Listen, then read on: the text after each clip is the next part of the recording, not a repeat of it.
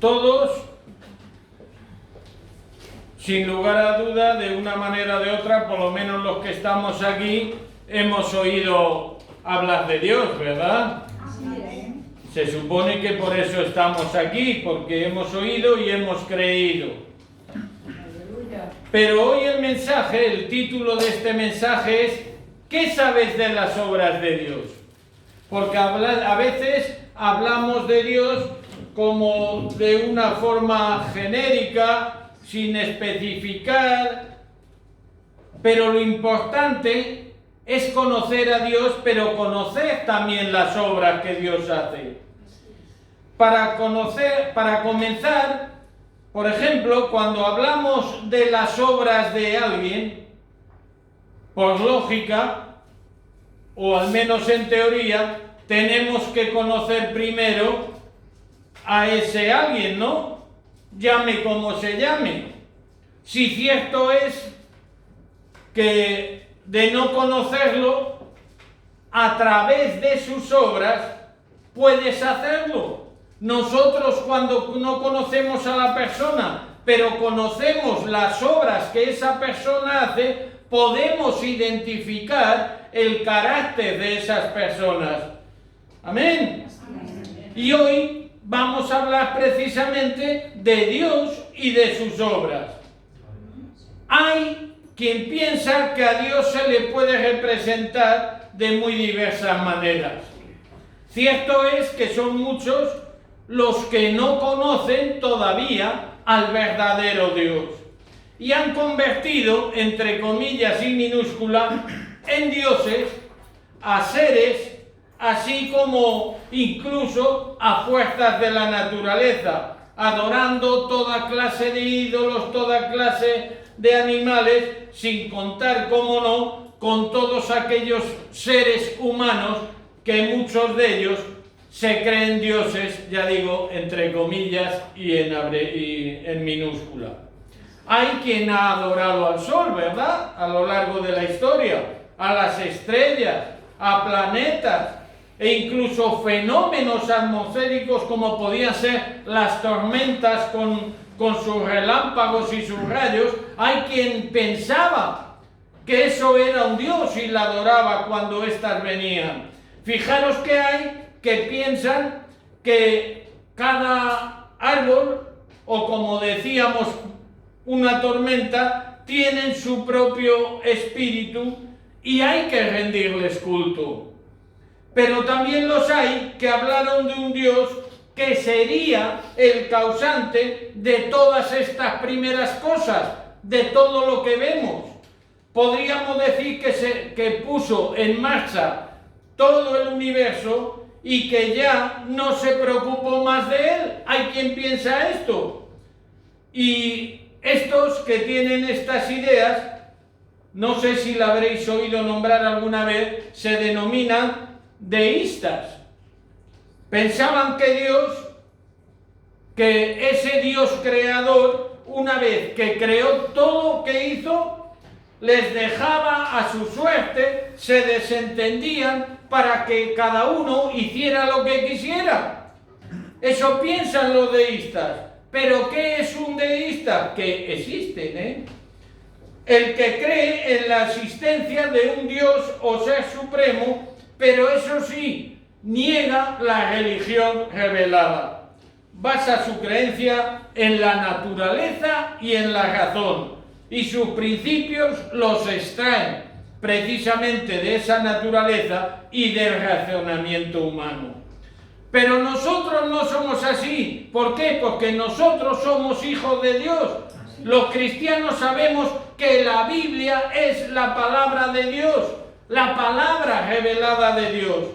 Nos revela que el Dios verdadero sigue hoy día activo en el universo. ¿Y obrando a qué? A nuestro favor, porque Dios quiere lo mejor para el ser humano. Nuestro Dios creador nunca ha abandonado su obra, siendo nosotros, como podríamos decir, la niña bonita de sus ojos. Un Dios que nos ama, un Dios que es personal, un Dios que se interesa por cada uno de nosotros a nivel congregacional y a nivel personal, un Dios que nos ha manifestado su amor antes, amor a través de la persona de su Hijo amado Jesucristo. Pues de este maravilloso Dios, de nuestro Padre Celestial, hoy vamos a conocer mucho más de Él a través de sus obras.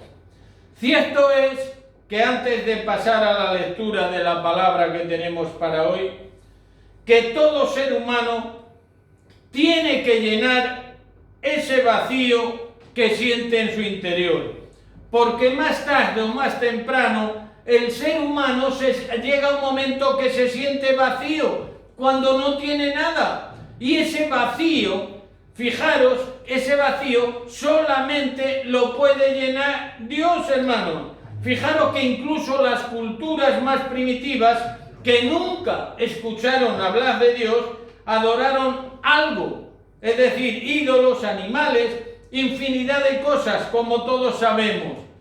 Pero lo que sí es cierto, y eso no se puede rebatir, es que el ser humano, por naturaleza, de una manera o de otra, siempre va a ir en busca de su Creador.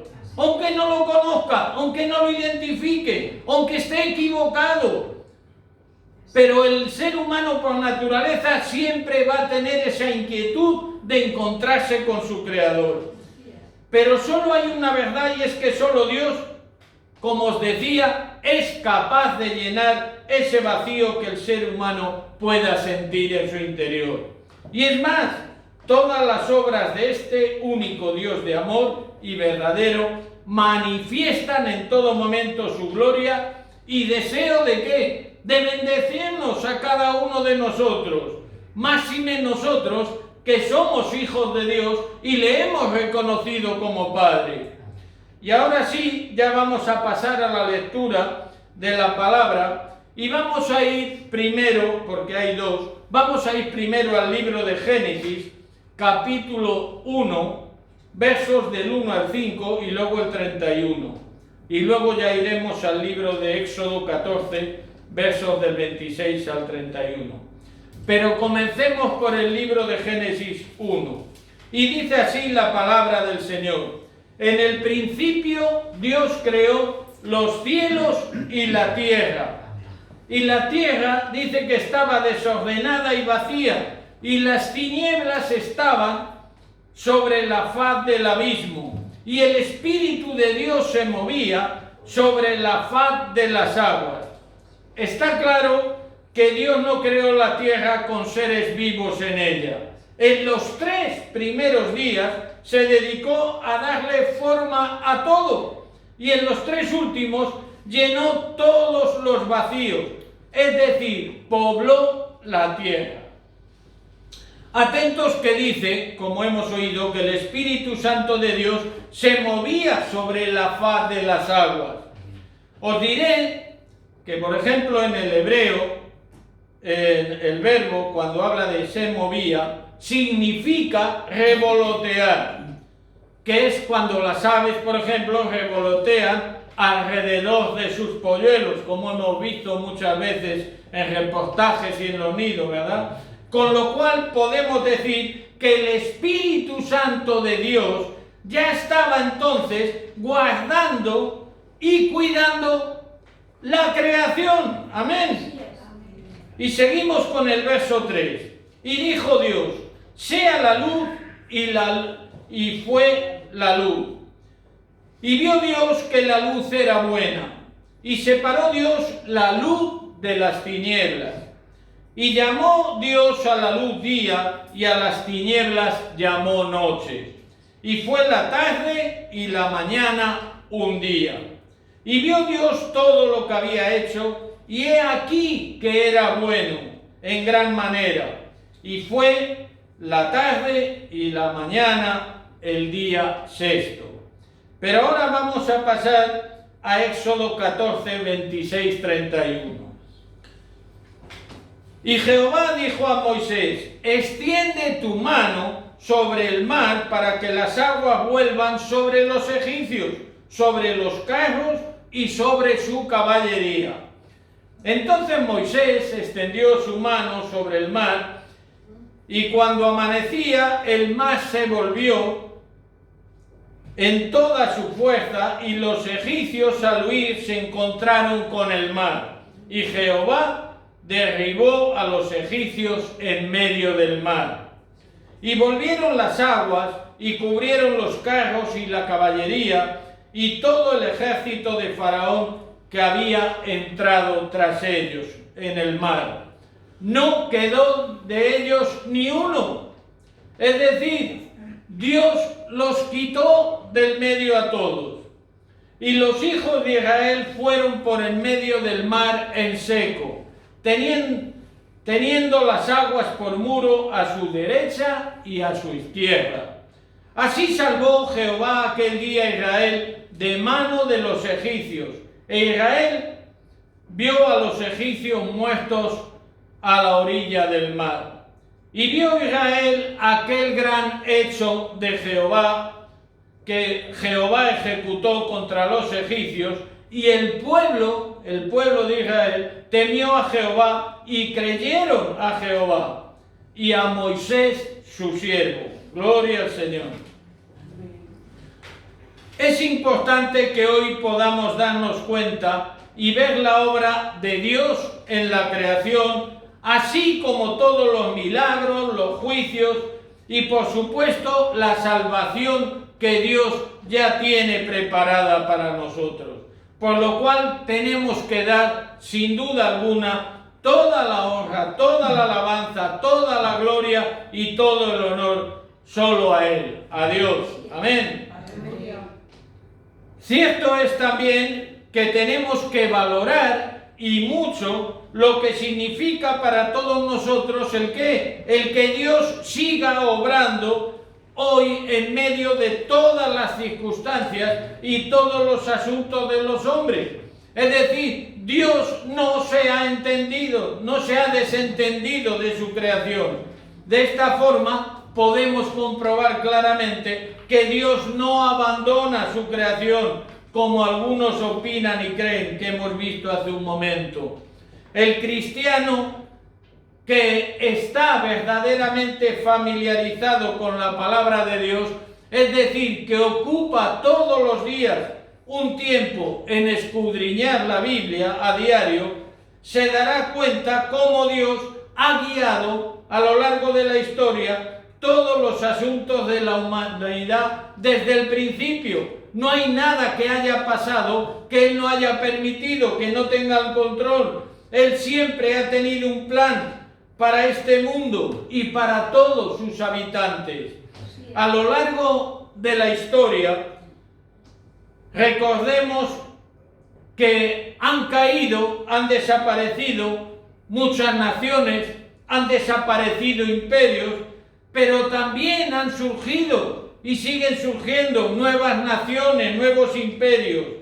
Ha habido también a lo largo de la historia grandes hombres que han pasado a la historia, tanto por sus maldades como hombres que Dios ha usado. Gloria al Señor.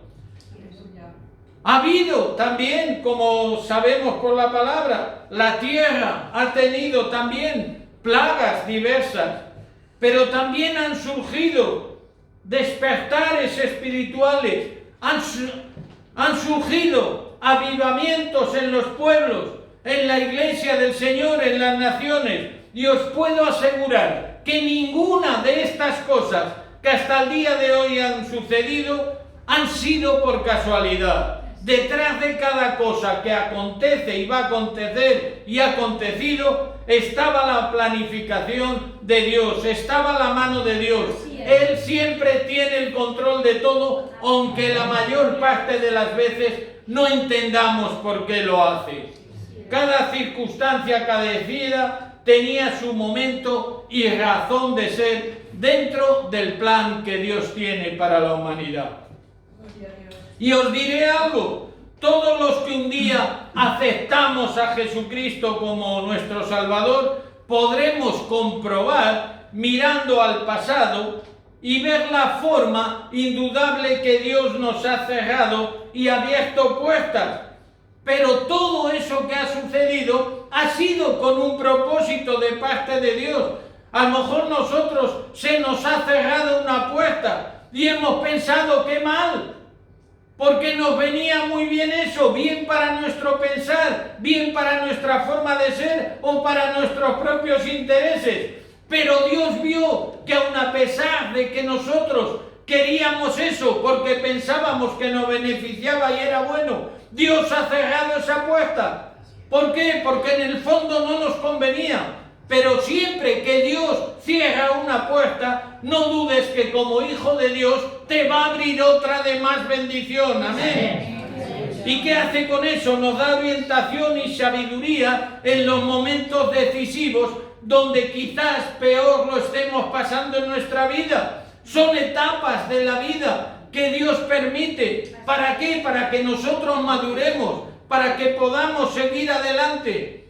Pero para eso se necesita fe. No podemos mirar solamente, ¡ay, que nos hemos quedado sin esto! No, piensa que cuando tú te has quedado sin eso que querías, es porque Dios tiene algo mejor para ti en tu vida. Por lo tanto, Dios se interesa por su creación y además a nivel personal. Dios se interesa por ti, Dios se interesa por mí, por cada uno de nosotros. ¡Gloria a Dios! Pero yendo al principio, ¿cuál sería el interés de Dios durante la creación? ¿Para qué Dios haría todo esto? ¿Tenía Dios algún interés? Sin duda. El interés que tenía Dios era prepararlo todo para el hombre desde que comenzó a crear este mundo. Dios ya tenía en su corazón al ser humano. Dios ya tenía en su corazón, te tenía a ti, me tenía a mí, nos tenía a todos. Él quería que nosotros existiéramos. Un ser creado a su imagen y semejanza como somos cada uno de nosotros. Y hay algo muy importante en todo esto, que al mismo tiempo ya no era el crearnos a nosotros a su imagen y semejanza. Era lo que había en el corazón de Dios, tener alguien, en este caso a nosotros, que andara en comunión con Él, porque Dios quiere tener comunión con cada uno de nosotros. Dios no quiere que estemos apartados de Él, porque aparte de nuestro Creador es nuestro Padre Celestial. ¡Qué bueno! Dios desde el principio pensando en nosotros. Gracias, Señor. En cambio, la humanidad, ¿cuántas veces se acuerda de Dios? ¿Cuántas veces se acuerda el ser humano de Dios? Os lo voy a decir, la mayor parte de las veces. Cuando les interesa. Y no para mostrarle gratitud. Porque como os decía, a veces Dios hace cosas con nosotros que a nosotros no nos gustan. Y entonces pensamos, ¿y este Dios? Pues menuda faena me ha hecho. Pues ten en cuenta que si lo ha hecho Dios es bueno para ti, te guste o no te guste. Os puedo asegurar, y a los hechos me remito, que la intención de Dios para cada ser humano siempre es buena. En su corazón solo ha habido y hay deseos de bendecirnos en todo momento. Y es más, os daré un detalle. Cuando iba creando Dios todo paso a paso, todo cuanto creaba era un perfecto equilibrio. Vosotros no os dais cuenta que la propia naturaleza guarda su equilibrio. Ahora últimamente están muy preocupados porque dice que están desapareciendo las avispas, las abejas, y que puede desaparecer un montón de flores y un montón de cosas. Todo tiene su equilibrio en la creación de Dios. Y todo eso Dios lo ha creado ¿para qué? Para que el hombre pudiera ser feliz en la tierra. Preparaba la tierra para que el ser humano pudiera habitarla, pudiera disfrutarla. ¿Para qué? Para que fuesen felices y no les faltara de nada. Pero por desgracia el ser humano Eso en su mayoría todavía no lo ha entendido. Y no olvidemos también que aunque la Biblia siempre habla bíblicamente de hombre, y os lo he dicho ya alguna vez, cuando la Biblia habla de hombre, a su vez está hablando de hombre y de mujer. Así que, hermanitas, no os sentáis discriminadas. Que Dios también os quiere mucho, no se olvida de vosotras. De hecho, podéis ir a cualquier iglesia, sea de lo que sea, que hay más mujeres que hombres. A no ser que os vayáis a una mezquita, que no os la aconsejo, que allí solo hay hombres. Hoy también vamos a hablar de los milagros, que forman parte de esa gran obra de Dios. ¿Verdad que hemos oído hablar mucho de los milagros de Dios? ¿Del Dios al cual nosotros servimos o deberíamos servir con lealtad? Pero aunque parezca increíble para muchos creyentes, los milagros siguen siendo, para muchos, simplemente los que leemos en la Biblia, sin más. Si nosotros leemos, mira un milagro, mira otro, mira otro.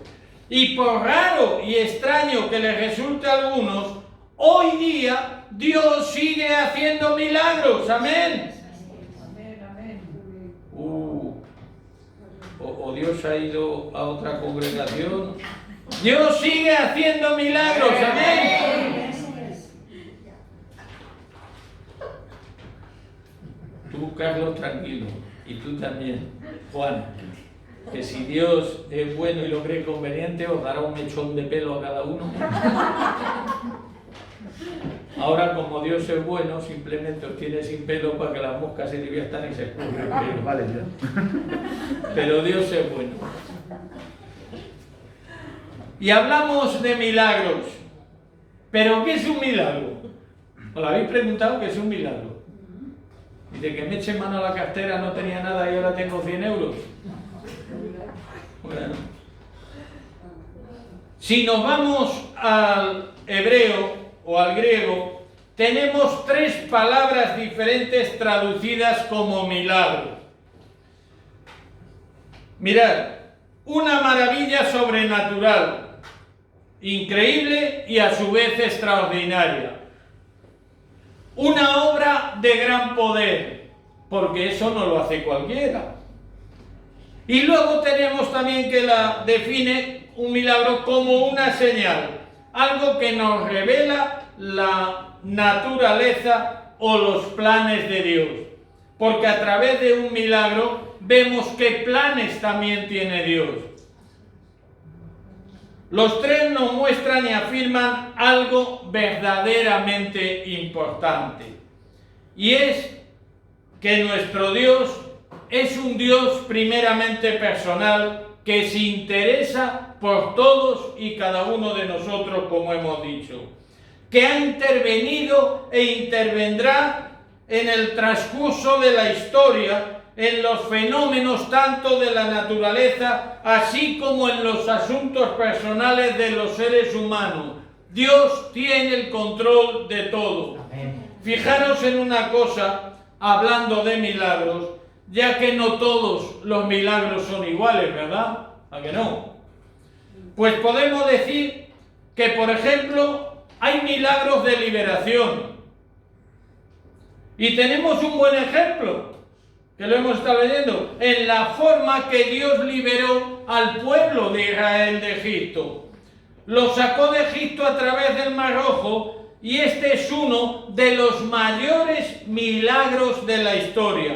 Recordemos que antes también hizo Dios numerosos milagros, como por ejemplo el enviar plagas, ¿verdad? Pero la forma en que el pueblo de Israel cruzó el Mar Rojo y fue aniquilado el ejército de Faraón es algo que el pueblo de Israel, por siglos y miles de años que pasen, nunca va a retirar de su memoria. Por todo esto, podemos declarar abiertamente que Dios fue su liberador a través de este gran milagro de liberación que fue sacar al pueblo de Israel de Egipto. Pero también tenemos milagros de provisión, ¿a que sí? ¿A cuántos provee Dios? Amén. Bueno, si alguno no le provee, que hable luego conmigo. Pues continuando con el pueblo de Israel, vemos que tras su salida de Egipto, ya en el desierto, ¿qué hacía Dios? Les abastecía a su pueblo, les daba comida a través del maná todos los días, ¿sí o no? Amén. Y al mismo tiempo les enseñaba. ¿Y qué les estaba enseñando? Porque no podían guardarse maná, no vaya a ser que mañana no venga en vez de maná nada de nada. Dios todos los días traía.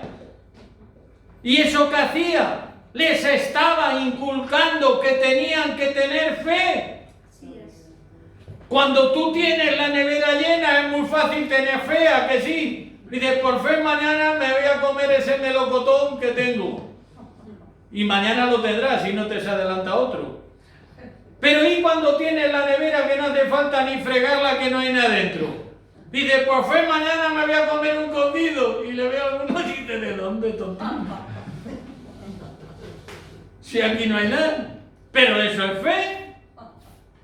Eso es fe. Y entonces el maná, cuando Dios se lo daba día a día, no hacéis nada. Porque mañana vais a tener otra vez. Y tenían que creer por fe. Y cada día tenían su porción y no les faltaba. Y hoy día Dios sigue abasteciendo a muchas familias. Lo vemos aquí en la iglesia, en Labradores del Reino, a través de la obra social. Gracias, Señor, por tu provisión. Amén. Amén. Dios no deja de hacer milagros. Dios siempre está activo. Dios no se toma descansitos como nosotros. Controla absolutamente todo. También no olvidemos que en ocasiones sacó agua de la roca. Otro milagro. Y fijaros hasta dónde llega el amor de Dios, que aun a pesar que las hubo de las murmuraciones y de las quejas del pueblo de Israel, Dios seguía haciendo milagros de provisión. Señor, que estamos ya hartitos de tanto maná. Maná. Que queremos chicha. ¿Que queréis chicha? Tomad chicha. Todavía no saben qué hacer con las plumas de todos los pájaros que les mandó. Pero Dios también enseña a través de eso. Pero lo triste es que hoy día, después de miles de años, y ya no hablo del pueblo de Israel, continúa la murmuración, continúa la queja, igual que entonces en la iglesia del Señor hoy día. Y también hoy Dios sigue siendo nuestra provisión como lo fue para su pueblo Israel, aun a pesar de nuestras transgresiones. Y cierto es también, ¿por qué no?, que existen los milagros de victoria. Josué necesitaba más tiempo para consolidar la victoria que le había dado Dios y hacerla de consecuencias permanentes, es decir, una victoria completa. En consecuencia, ¿qué hizo Dios? Le otorgó un día doblemente largo. Dios alargó un día para que Josué pudiera tener la victoria completa. Si queréis conocer la historia, el que no la conozca, podéis leerlo en Josué capítulo 10, en concreto los versos 12 y 14. Ni antes ni después Dios ha hecho nada semejante. Los milagros son la bondadosa manera por la cual Dios resuelve las necesidades de su pueblo, es decir, de nosotros, cumpliendo así con sus promesas y con sus planes. Y recordemos que la promesa y los planes de Dios es bendecirnos a cada uno de nosotros. Amén. Son muchos los milagros a través de la historia que nunca más se han vuelto a repetir. Dios siempre verá cosas que nosotros, sin lugar a dudas, somos incapaces de ver e imaginar. Por eso muchas veces no entendemos las actitudes, las decisiones, los planes de Dios no los entendemos. Una de las grandes obras de Dios también son los juicios divinos. Qué importante que vayamos pensando ya en eso. Y un gran ejemplo de juicio divino lo podemos ver en la forma que la mano de Dios liberó al pueblo de la opresión de Faraón. Pensemos que las plagas Dios las creyó completamente necesarias. Faraón estaba decidido a aniquilar al pueblo de Dios. Estaba decidido a destruir el pueblo de Israel. Pero mientras que esto llegaba, mientras que no los aniquilaba, ¿qué hacía Faraón? Los hacía trabajar de sol a sol, aprovechándose de ellos, trabajando para él, forzándolos al máximo. Observar una cosa: cuando Moisés se presentó a Faraón por primera vez, le dijo Faraón, porque Moisés se presentó a Faraón y claro, le diría: vengo en nombre de Jehová, el Dios de Israel, ¿verdad? Y Faraón, ¿qué le dijo? ¿Quién es Jehová? Era como decirle: a ver, ¿por qué tengo yo que obedecer a Jehová? ¿Acaso no tengo yo muchos dioses? Pues a ellos sí les obedezco. Pues fijaros, cada una de esas 10 plagas tocó uno de esos dioses o algo que se hallaba, entre comillas, bajo la protección de ellos. Dentro de los juicios de Dios también está el juicio en la casa de Dios. ¿Cómo suena esto, verdad? Suena un poco extraño. ¿Y esto qué quiere decir? Algo tan sencillo como los que saben hacer el bien y no lo hacen, pasarán por un juicio severo, ya que el juicio comenzará por la casa de Dios. Y dice la palabra en Primera de Pedro, capítulo 4, verso 17. Porque es tiempo de que el juicio comience, ¿por qué? Por la casa de Dios. Y si primero comienza por nosotros, ¿cuál será el fin de aquellos que no obedecen al Evangelio de Dios? Los creyentes que le dan cabida al diablo, tal como por ejemplo hizo Ananías, están en el peligro de que caiga sobre ellos el juicio divino. Podemos estar seguros que no quedó sitio para el Espíritu Santo cuando Satanás llenó el corazón de Ananías. Ananías, ¿sabéis una cosa? Fue al igual que Judas, al lugar que él mismo había escogido. Si queréis ver qué sucedió con Ananías y su mujer Safira, lo podéis ver en el libro de los Hechos de los Apóstoles, capítulo 5, del 1 al 10.